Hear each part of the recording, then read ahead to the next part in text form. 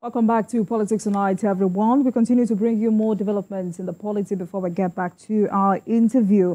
In Adamawa State, the state government has approved the 2025 budget proposal and appropriation bill, totaling over 486 billion naira. The approval was granted during a state executive council meeting held in the council chambers of the government house in Yola, presided over by the deputy governor.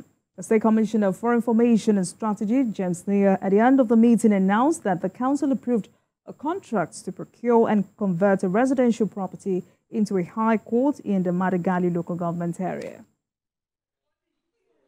The Executive Council has approved Adamawa State 2025 budget proposal and appropriation. An appropriation bill amounting to 486 billion 218 million 47,600 naira, and the budget is tagged the budget of service. And again, the council has graciously approved the award of contract. The governor of Zamfara State, Dauda Lawal, has flagged off cash transfer to 44,000 beneficiaries under the COVID-19 Action, Recovery and Economic Stimulus Program. He said the move is to revive small and medium-scale businesses and uplift the living standard of the vulnerable and the less privileged in the state. Theophilus Zarufai has more. COVID-19 pandemic resulted in lockdowns which led to the collapse of so many economies, loss of jobs and businesses. These further admitted more people into the poverty cycle, thereby increasing poverty in the country. Now, Zamfara State government is empowering 44,000 persons under the NGKS, with women having 60% as beneficiaries. In order to ensure equity and gender sensitivity, 60% of the allocation for this is allocated to women.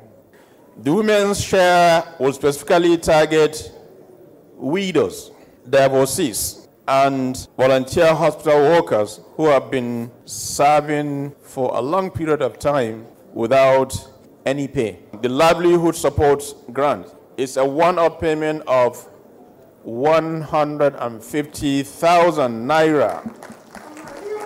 And this is targeted to small-scale business owners. The government also warns against the diversion of the funds and vows to deal with anyone found culpable. We make sure any person that you give those funds to benefits at the end of the day, because the credibility of governance is if somebody that is the common man within the society is given a form signed and approved by a government, there shouldn't be different story. If you give them, make sure that they benefit.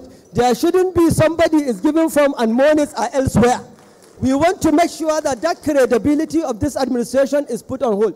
That is why His Excellency centralized the distribution and the leadership of coordination in local government under chairman of local government. Among the beneficiaries are people with special needs, the aged, vulnerable, and women, among others. The cash transfer to 44,000 beneficiaries across the 14 local government areas of the state is expected to create jobs, reduce poverty, and tackle the menace of insecurity bedeviling the state. Theophilus Zarufai, TVC News Gusau. All right, Mr. Bode Fadikwe, now that you're back with us, let's wrap up quickly. I want to talk about another factor, which is wholesale gas producing companies stopping the supply of natural gas to power generation companies over the non-payment of debts accrued from previous supplies. So I said, does this mean the federal government went back on its words? Because it was just early this year, Minister Adilabu disclosed that the federal government will start offsetting part of the debt it owes power generation companies and gas supplies from April. Is this an indication that the federal government did not fulfill this promise? Well, obviously so. I'm just as surprised as yourself that we still have an outstanding 2 trillion naira indebtedness of the market to the gas suppliers. My thought was that Upon the discovery of that outstanding, government began to take steps, and I thought that by now, that outstanding would have been considerably reduced. Or in the alternative, maybe government paid something paltry, and then the debt was accumulated again, and it came back to, because I tell you the truth. I mean, where would government get 2 trillion naira to pay gas suppliers? So I'm looking at a situation where that debt ought to have been restructured, and government is consistent and then honest with the repayment plan so that it can consistently begin to reduce that outstanding. But what we have seen very clearly with 2 trillion outstanding is that government has not done anything substantial to reduce that outstanding debt. And that is a bit disturbing for the market, because if the gas suppliers cut off, we'll get into a big problem.